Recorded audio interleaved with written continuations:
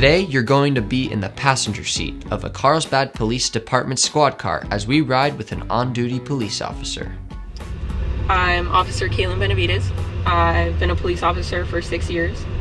My first 2 years were with the El Centro Police Department, and I'm pushing 4 years now with the Carlsbad Police Department. I chose to be a police officer for a couple different reasons. The first reason being everyone in my family is in law enforcement. So that ranges from my dad being a police officer, my grandpa being a fire chief, my uncle being a fire captain. I have a cousin right now who's currently a lieutenant with the sheriff's department, so you could say service runs in the family. When I graduated high school, it came time to pick a major. I decided to pick criminal justice, considering the family business. And originally my goal was to go to the FBI. I watched all the TV shows. I thought that'd be a really cool job.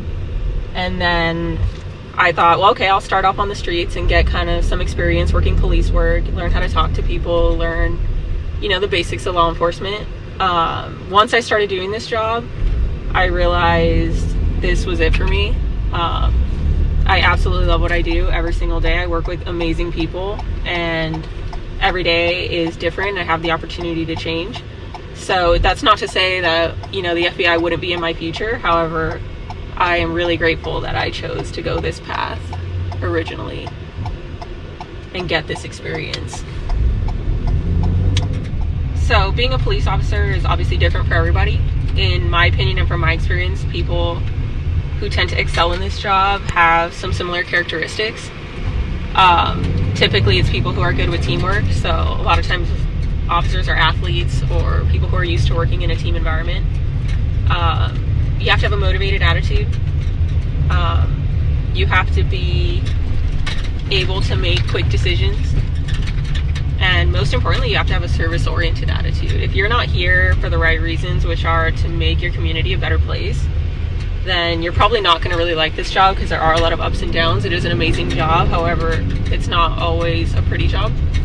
So having that attitude where you're like, I'm here at the end of the day to make sure that my community is a better place will get you through some of those harder days. So a lot of times people will ask me, what's a typical day as a police officer?